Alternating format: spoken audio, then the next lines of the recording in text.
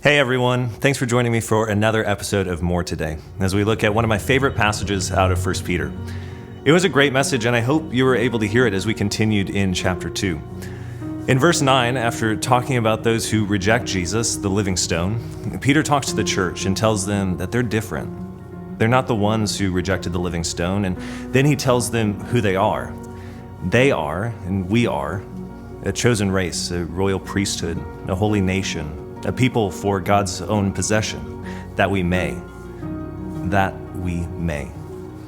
Peter tells believers that we may proclaim the excellencies of him who called us out of darkness into his marvelous light.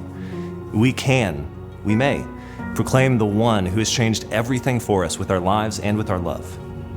Jesus has done what we could have never done for ourselves, and we have the privilege of making much of that with how we live and how we care for the people we come across. It's because we know what's missing from the lives of unbelievers that we have the opportunity to proclaim what he's done for us. It's that we may. We don't have to drag ourselves to the responsibility, but we have something to say as the gospel continues to work in and through us. It's because of the hope we've encountered that you and I are provoked to offer something to this world, even the world that we experience each and every day.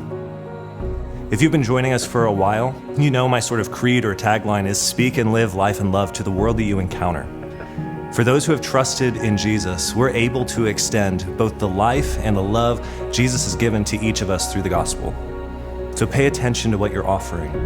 Pay attention to what your life presents in words and in actions to each and every person. Is it fruitful? Does it take them further? Does it take you further? That you may, that we may.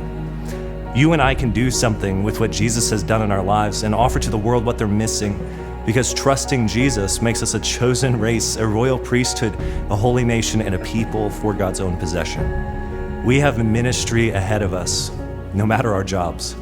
Carry the gospel with you wherever you go and speak and live life there, that we may.